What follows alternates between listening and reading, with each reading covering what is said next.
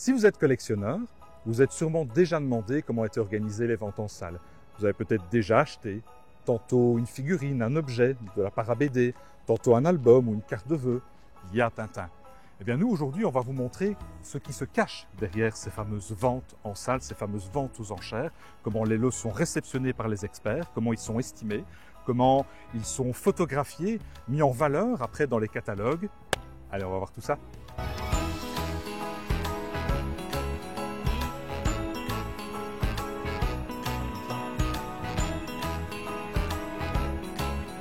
Salut les amis, aujourd'hui on est chez BD Enchères, une salle de vente liégeoise et on va rencontrer Michael, le responsable qui prépare sa prochaine vente. On y va.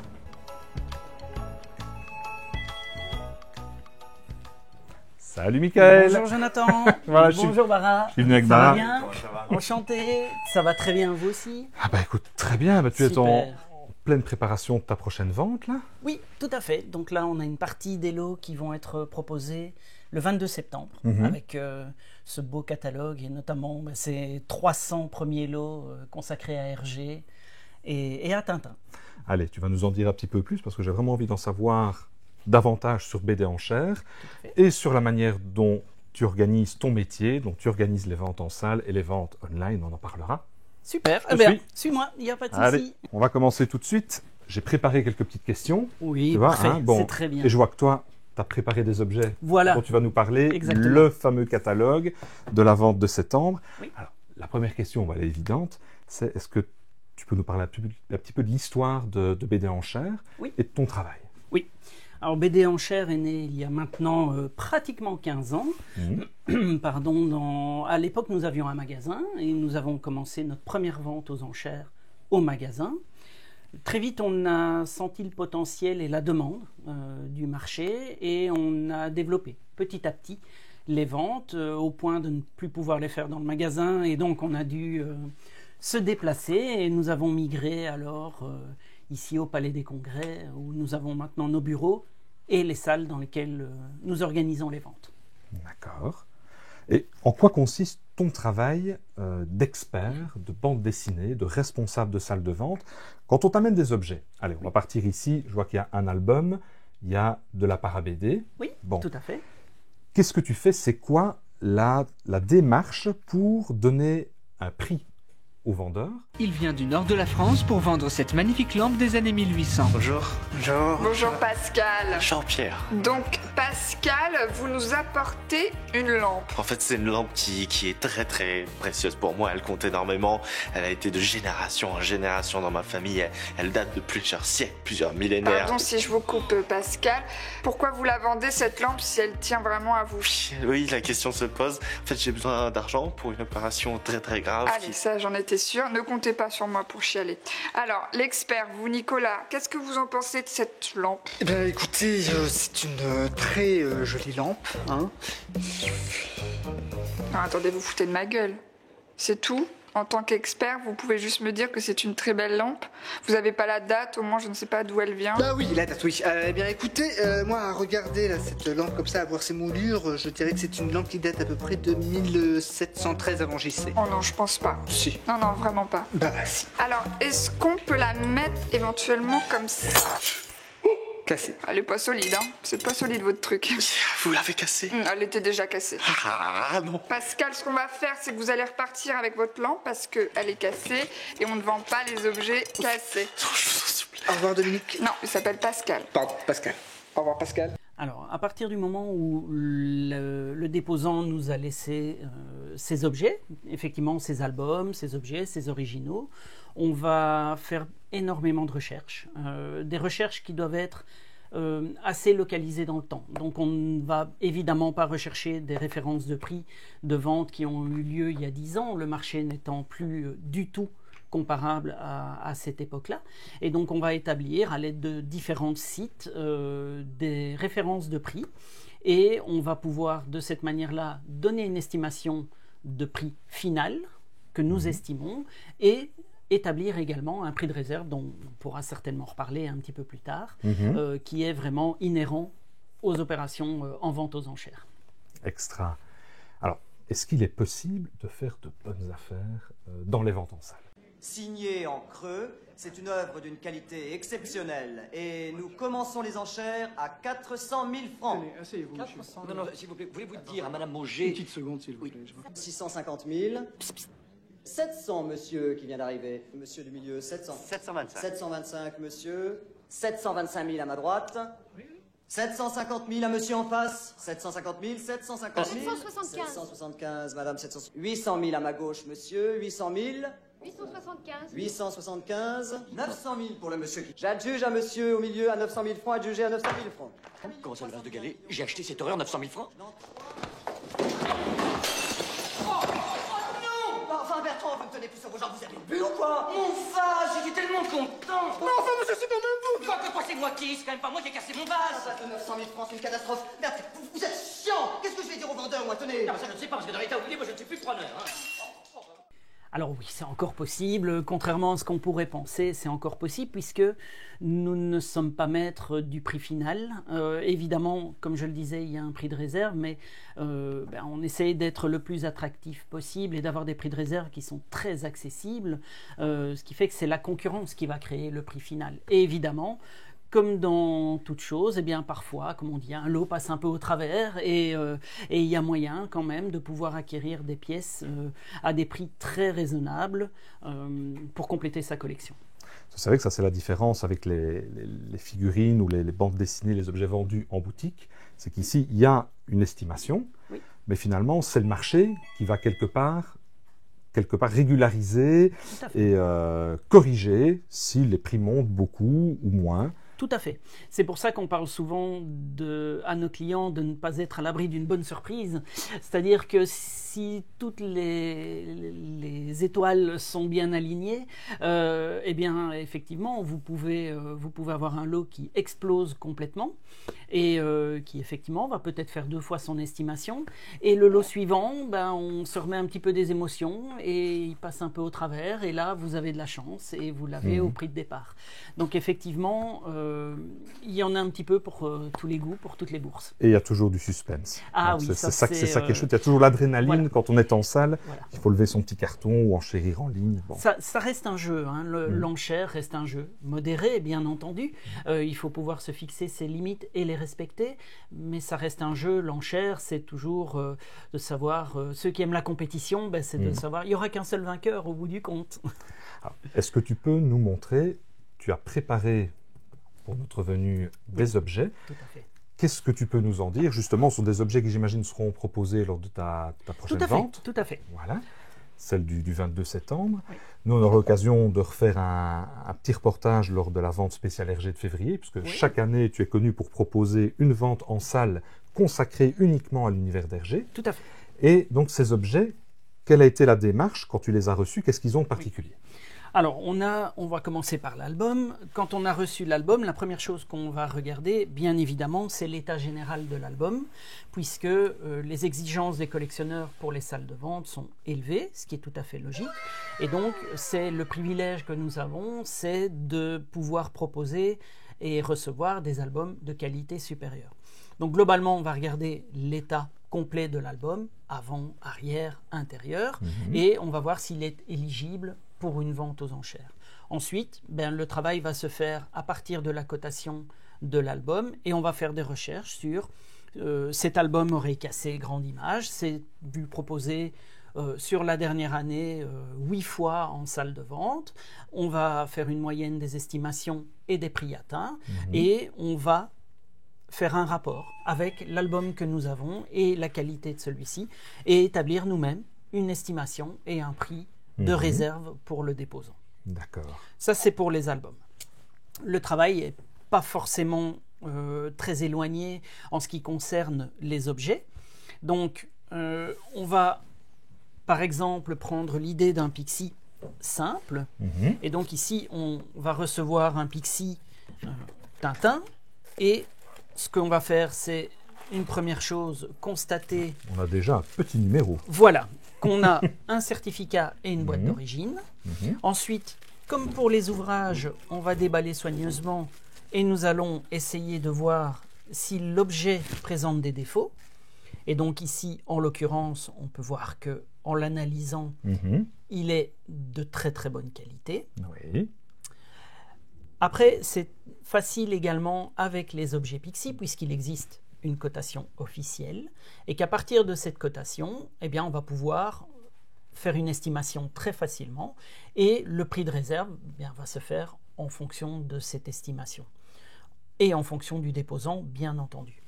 Ici, effectivement, on va pouvoir aussi juger, par exemple, comme tu l'as soulevé tout de suite, qu'on a un tout petit numéro, et que c'est un atout à mettre en avant Voilà. pour l'objet et pour le futur acquéreur. Et en même temps, ça mettra le déposant dans de bonnes conditions et, pour le prix de réserve. Et ça, c'est amusant parce que souvent, dans les ventes en salle, on apporte peu d'informations sur la boîte et le certificat, et en tout cas, rarement sur le numéro du certificat. Tout à fait. Alors, évidemment, c'est un petit peu plus de travail, Voilà. mais on se met à la place d'un collectionneur. Et évidemment, c'est important de savoir ce genre de choses. Peut-être à signaler au moment où l'objet passera. Voilà. Petit numéro. Petit Allez. numéro, voilà, c'est pas quelque chose de très compliqué à mentionner, que ce soit dans le catalogue ou à mentionner de manière verbale au moment du passage du lot. Mais c'est important pour le collectionneur et c'est important aussi pour le déposant de voir que on défend ces objets à la hauteur de la qualité qu'ils méritent. Donc ici, on était sur un Pixie traditionnel et on vous a réservé une petite pièce exceptionnelle. Ça, c'est chouette. Voilà. Allez, juste pour vous.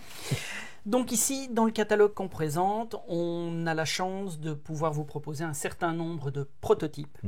Des prototypes, des exemplaires justificatifs ou des exemplaires pour approbation. Ça, c'est vrai que c'est la particularité de cette Voilà. vente. Alors, quand la capsule sera proposée à nos abonnés, la vente aura déjà eu lieu, mais nous allons en parler sur nos réseaux.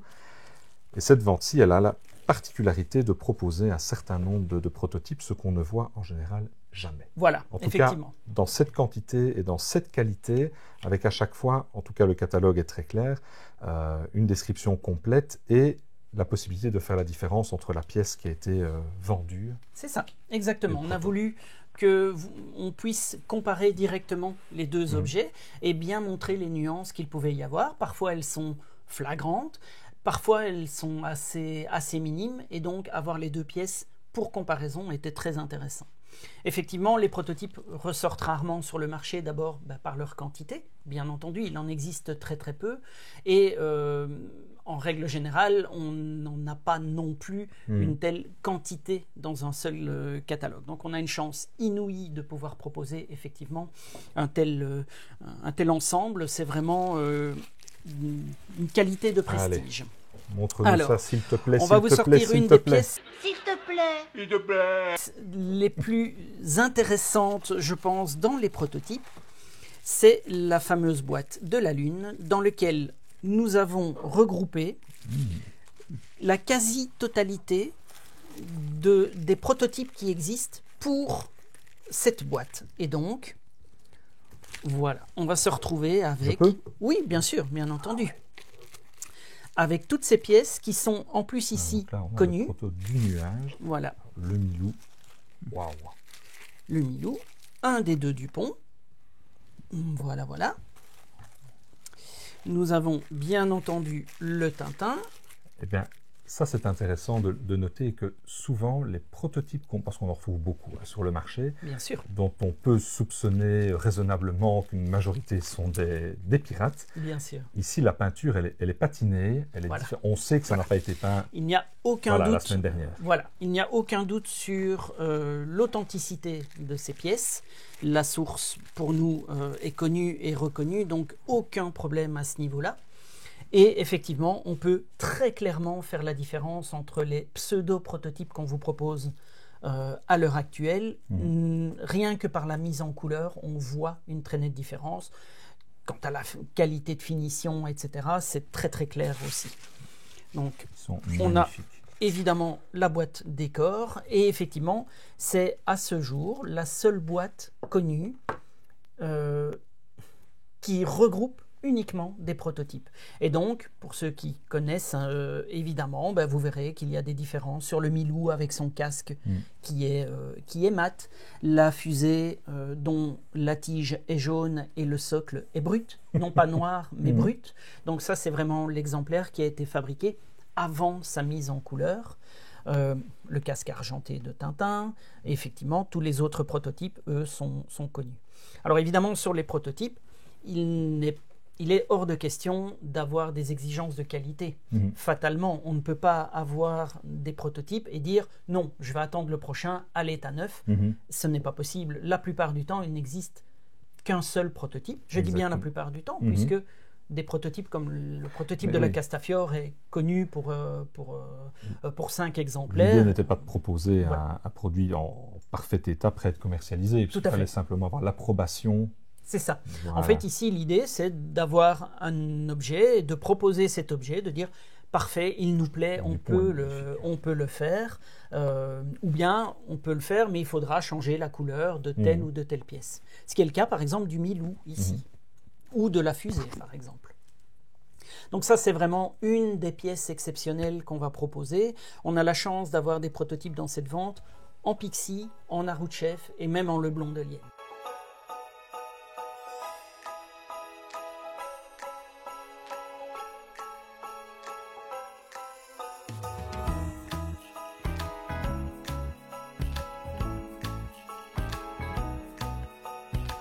Michael, est-ce que tu peux nous dire comment se porte le marché tintinophile en 2024 ? Oui, alors il se porte évidemment très bien, c'est probablement le marché qui se porte le mieux avec les dessins originaux, mais l'arrivée de collectionneurs de ta génération, il faut pas se le cacher, a amené toute une nouvelle vague par l'objet notamment, et donc le marché est très très bon pour l'instant, bien évidemment, et je pense qu'il va encore continuer à se développer au minimum dans les années à venir sans problème. En sculpture, sur des dédicaces ou bien entendu en BD, Tintin est le héros d'une vente aux enchères qui aura lieu dès 10h30 ce dimanche au Palais des Congrès de Liège. 308 pièces en rapport avec l'univers de Tintin ont été rassemblées et je dirais même plus, exposées dès ce samedi. Près de 37 ans après sa disparition, Hergé garde une cote incomparable. Hergé est considéré comme le créateur de la bande dessinée. Avant lui, on avait des ouvrages qui paraissaient mais sans phylactère, avec des textes sous les cases. Ici, Hergé a créé Tintin au pays des soviets avec des phylactères et c'est ce qui a vraiment créé la bande dessinée. L'éventail d'objets proposés à la vente par l'organisation BD Enchères a de quoi faire tourner la tête aux tintinophiles. Le lot le plus prestigieux est une sculpture estimée entre 30 000 et 35 000 euros. C'est une pièce vraiment pour laquelle on a un réel coup de cœur et une pièce rarissime puisqu'il s'agit d'un buste en bronze qui a été réalisé par Nat Nogent dans les années 50. Nat Nogent était un ami d'Hergé. Il est arrivé un petit peu par hasard à la bande dessinée, un petit peu sur une discussion qui dévie et on crée un premier buste et puis un second. Et ici, on en arrive à avoir une pièce d'une qualité exceptionnelle. Alors maintenant, j'ai des questions assez précises sur la manière, le jargon que tu utilises lors des ventes. Et la première fois que j'ai assisté à une vente en salle, c'était chez toi, il y a maintenant quelques années. Alors, un prix de réserve, déjà, c'est quoi ? Alors, le prix de réserve, c'est le prix que on va mettre, nous, en place et qu'on va confier au déposant en lui disant, voilà, votre lot, nous estimons que en dessous de ce prix-là, ça ne vaut pas la peine de le vendre. Voilà. Alors évidemment, il y a des gens qui n'ont pas de prix de réserve parce qu'ils veulent vendre, et peu importe le prix que ça atteindra. Et il y en a d'autres qui parfois ont des exigences un peu plus élevées sur des lots de qualité, qui ne veulent pas non plus, parce qu'ils les ont acquis à des prix plus élevés, ne veulent pas non plus le voir partir à n'importe quel prix. Donc ça, c'est la base du prix de réserve. C'est une sorte d'assurance. Et si le prix de réserve n'est pas atteint, alors il se peut que le lot soit retiré. C'est ça, c'est un autre terme que nous utilisons dans la vente, donc il faut être très clair au niveau des termes par rapport au public. Si le lot est retiré, c'est effectivement qu'on n'a pas atteint le prix de réserve qui était souhaité par le vendeur, et donc dans ce cas-là, nous avons la responsabilité de ne pas le vendre. D'accord. Alors, au moment des ventes, il arrive parfois que tu dises « toutes mes commissions sont dépassées ». Qu'est-ce que ça veut dire ? Alors, les commissions, ce sont en fait des montants que les acquéreurs, futurs acquéreurs, nous demande de défendre pour eux. Et donc, ils vont nous envoyer un mail, ils vont nous téléphoner et ils vont nous dire, ben voilà, sur le lot Intel, j'aimerais que vous me défendiez à concurrence d'un tel montant. Avec la concurrence qu'il peut y avoir en salle ou sur le net, eh bien, ce montant peut être dépassé. À partir du moment où il est dépassé, effectivement, je vais annoncer que mes commissions sont dépassées. Et donc là, le jeu s'ouvre. Le jeu s'ouvre et vous savez à ce moment-là que moi, je ne suis plus dans le jeu. Et tu n'es plus tenu. Voilà, moi je suis sorti du jeu, c'est-à-dire que toutes les offres qui m'ont été faites ne comptent plus et que maintenant, ben, c'est à vous de jouer pour obtenir le lot. Super. Alors tout à l'heure, on a vu le catalogue, magnifique. Bára l'a bien filmé.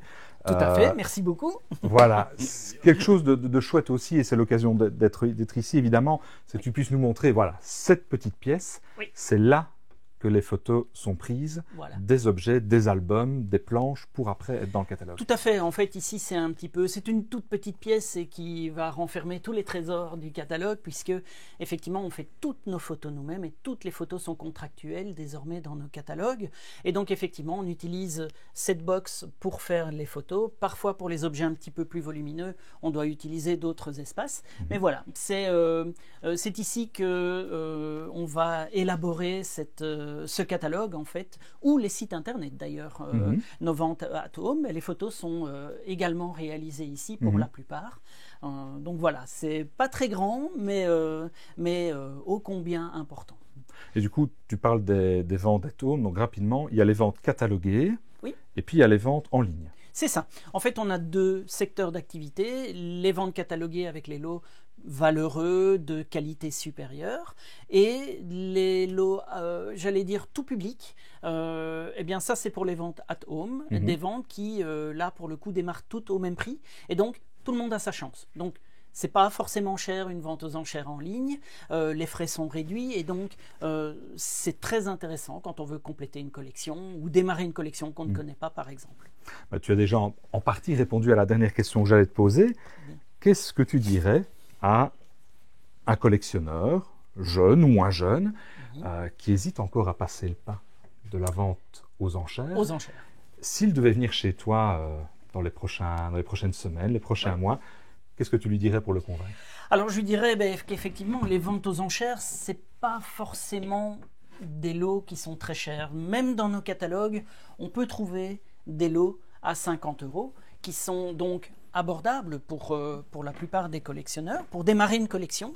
Et puis, comme tout collectionneur que nous sommes, tous à notre niveau, on va évoluer dans nos collections. Et donc, on va pouvoir passer à des lots à des montants supérieurs, à des qualités supérieures. Mais il faut vraiment bien s'imaginer que les ventes aux enchères, c'est plus réservé à une élite. La vente aux enchères, c'est plus un costume et une cravate le dimanche après-midi. C'est plus ça. Chez nous, vous êtes bien placés pour le savoir. On vous reçoit avec du café et des morceaux de tarte. Merci beaucoup. Merci beaucoup. Et c'est vrai que là, il faut le noter, tu es la seule maison de vente aux enchères qui propose un accueil quand même à ses clients. Mais voilà, c'est important. Vous êtes important pour nous, nos déposants sont importants pour nous. On passe en définitive une chouette journée tous ensemble. Ça se passe merveilleusement bien à chaque fois. C'est toujours agréable aussi de revoir les gens qui nous suivent, qui nous font confiance, qui ont le sourire. La plupart du temps, en tout cas avant les enchères. Parfois, ils ont un petit peu moins le sourire après quand ils n'ont pas obtenu ce qu'ils voulaient. Mais voilà, c'est toujours... oui, c'est effectivement toujours un plaisir pour nous. Et c'est important. C'est important de nouveau vulgariser les ventes aux enchères, en tout cas chez nous, en réduisant les frais, en ayant un accueil le plus proche possible, le plus amical possible, et puis montrer à tout le monde que voilà, c'est ouvert, n'hésitez pas à venir nous voir. Écoute, Michael, merci. On ne va pas te déranger plus longtemps parce que... C'était un plaisir. Je le rappelle, tu as une vente la semaine prochaine. Tout à fait. Et donc, tu as 4 ventes cataloguées sur l'année. Sur l'année, oui. Nous, on reviendra de toute façon te voir en février lors de la vente spéciale RG. Super. Et là, on aura l'occasion de montrer la salle de vente, la manière dont les pièces sont exposées. On participera aussi à la vente. Magnifique. Ce jour-là, ça c'est certain. Magnifique. Mais que tout se passe bien. Bonne merde pour la semaine prochaine. Merci beaucoup, Jonathan. Et à bientôt. Merci, Bára. Et à très bientôt. Il neige sur Liège. Et la neige sur Liège pour neiger